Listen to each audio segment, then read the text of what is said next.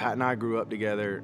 I guess we met in middle school. We started hanging out and becoming close buds and hung out all the way through high school. And then after high school, Pat goes off to University of South Carolina. And after Pat graduated, he took off to Nashville and started pursuing the music career.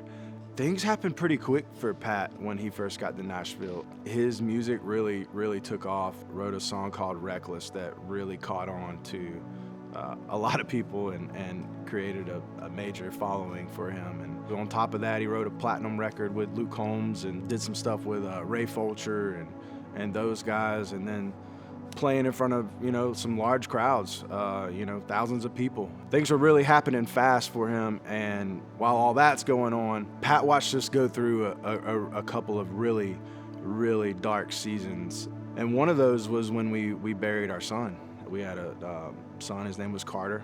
He was a stillborn, and Pat stayed in touch with me, contacted me regularly, and just checking on me, checking on Christina, what can he do? And him and Joey came down and they from Nashville and to Carter's funeral, and they both played, and Pat sung a couple of great songs and helped us honor our son. And what I didn't know, through such a dark season in our life, the light was coming on for Pat's life. And he was really watching what we were doing, what we were saying, how we were conducting ourselves, and it wasn't us, it was God, how God was working in our lives. It was really cool on the back end of that when Pat came and he said, I've been watching you, I've been, how did you do this? How did you do that? Asking some questions.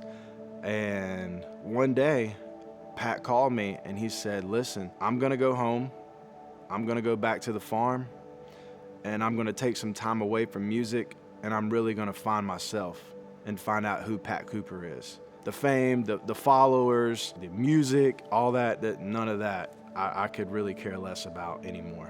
I just wanna seek Jesus. That's what he did. He moved back to Thompson, Georgia, and just really dove into the word. And he calls me one day and he was like, look, man, I want you to baptize me when it's time.